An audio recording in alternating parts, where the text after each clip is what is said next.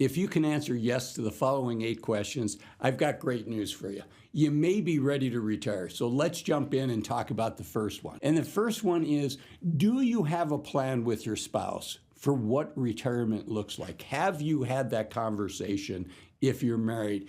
Because a happy spouse leads to a happy life. And there's no truer time in your relationship than when you're getting ready to retire. Now, it doesn't mean you have to be exactly on the same page, but I do think it's super helpful to have the conversation before you retire. So that's question number 1. Number 2 is, have you thought through what one more year at work might do for you? It might make a lot of sense to delay things a year. Now, I'm the retire as soon as you can kind of person, but I do think it makes sense to say, what's in it for me? What if you wait a year? Would it make things materially different? And to find that out, you really have to do a financial plan, which is number 3. Do you have a financial plan? And one of the many things that you would look at with this financial plan is, what would happen if I delayed things 12 or 18 months? And would that make a big difference? For instance, let's say you're currently spending $8,000 a month, and in retirement, you're planning to bring that down to $6,000 a month. Well, first off, I suggest that you test drive that budget before you tell your boss you're going to retire. And then I'd also do an analysis and say, how did that feel? So you test drive it, you try to live on that budget for 3 months, 6 months. You just do the best that you can. Try to live on $6,000 instead of that $8,000 a month.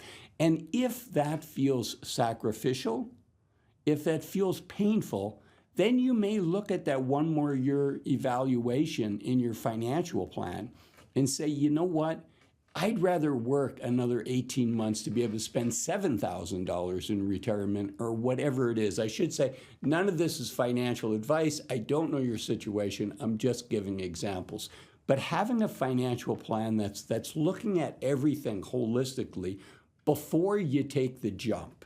And why do you need a financial plan? I think you need a financial plan. And mea culpa, I was a financial advisor for over 20 years before I retired myself. But I think you need a financial plan so you can have confidence and you have knowledge. From a confidence standpoint, if you decide that $7,000 a month is the right number or whatever it is, that you have confidence to actually spend it. Because one of the things I saw was people had enough money to retire, but they didn't feel like they had enough money to retire, and they sacrificed unnecessarily. So they may have only spent $5,000 or $6,000 of it. The other thing a financial plan gives you is it gives you the information that you're not unknowingly putting your financial security at risk, because none of us want to run out of money when we're in old age. So a financial plan is key. I think the gold standard for a financial plan, again, mea culpa, I was a financial advisor, but I think the gold standard is to work with a financial advisor that's a fiduciary to you. If you know you're never going to work with a financial advisor because you don't want to pay whatever the fee is that financial advisors charge, and that's fine. There's a lot of people that are in that situation. I think it's a great investment. But again, I'm biased because that's what I did for my career for many, many years. If you're a do-it-yourself type of person, if you'd rather do it yourself, I urge you not to use Excel, not use Google Sheets, to not build out these spreadsheets yourself. Frankly, it takes a lot of time. It's easy to make a mistake, wrong formula, have something pointing at the wrong cell, whatever it is. There is software that's really, really good that's designed for people like you and I. There's several providers. The provider I like used to be called New Retirement. It's now called Bolden. You can reach Bolden at this QR code here. This video is not sponsored by Bolden, but I am an affiliate. Okay, let's keep going. So we talked about having a financial plan. We talked about evaluating one more year. We talked about a spouse plan. The next thing that I want you to have a plan for is your tax plan. Have you thought through what taxes are going to look like in retirement? Because for many of us, and this is an often overlooked thing, for many of us, one of our largest expenses in retirement is actually going to be the taxes that we pay. And the good news is you can strategize for that. You can strategize for that in your financial plan. You can strategize with that with an accountant or a financial advisor and say, what's the smartest way from a tax standpoint for me to take money out of the various types of accounts that you have. Most of us have a tax-deferred account, something like a regular IRA, a 401k. Most of us have a taxable account, an account like at the bank or a taxable brokerage account. And then many of us also may have a Roth version of the 401k or a Roth version of the IRA. And thinking through when you take money out of which account can save you thousands, if not tens of thousands of dollars or more. So I urge you to think through that, to have a plan for your taxes. Likewise, have a plan for healthcare. Are you retiring before 65? And if you are here in the United States, how are you going to get healthcare insurance?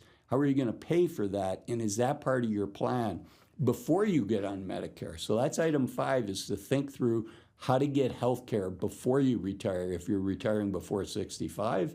But even at 65 with Medicare, I want you to think about what your out-of-pocket costs are going to be in addition to the cost that Medicare is going to pay for you. Because a lot of folks think, hey, Azul, all I have to do is get to age 65, then Medicare kicks in and I don't have to worry about health care anymore. And I wish that was the case, but unfortunately it's not. Because according to Fidelity, the average person is looking at $165,000 for lifetime cost in addition to what Medicare is going to pay from the time they're 65 for the rest of their life. So a 65-year-old individual needs to plan on $165,000 in healthcare costs, even with Medicare, and a married couple needs to be looking at double that, $330,000. That's a lot of money. And so planning for that and making good decisions when it comes to Medicare, which is why I'm proud to partner with today's sponsor, which is Chapter. Chapter helps people make good decisions when it comes to their Medicare. It's a super important thing. And one of the biggest things is finding somebody that's unbiased, that's going to give you advice that's best for you. And to address this, I want to share with you a comment that one of my viewers to this channel left after he spoke with Chapter. Here's what he said. Chapter, pleasantly surprised. I called thinking they would just try to push hard on some Advantage plan. The guy did not. He actually said that original Medicare and a supplement were the best choices. He goes on to say he's not sure how he, Chapter, makes any money off of that advice, but their street cred sure goes up with me because I didn't get the expected car sales guy pitch. And that's what you want to be careful of, right? We don't want somebody selling us a plan. We want somebody listening to us and saying, based on what you've said, based on your prescriptions, based on where you live, based on your lifestyle, this is a plan that sounds like it would be the best match for you. And so with Chapter, it's not one size fits all. They're not trying to tout the amazing Medicare Advantage benefits, or they're not trying to convince you into any plan. Instead, they take the time to explain the pros and cons of all of your Medicare options: original Medicare, Medicare supplement, Medicare Advantage, and also Part D with our drug costs.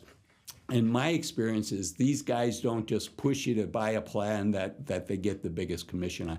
Chapter's services are free to you and I, and that's why I'm proud to partner with Chapter, because the great comments that I've heard from my viewers, like the one I just shared with you. You can reach Chapter at this phone number here or by using the QR code here. Thank you again, Chapter, for sponsoring this video. Okay, let's keep going on this list. So we talked about the tax plan, we talked about the healthcare plan, the Medicare plan. Now, a really important part, and these may be the two most important part, and the first one is to have a plan for your time.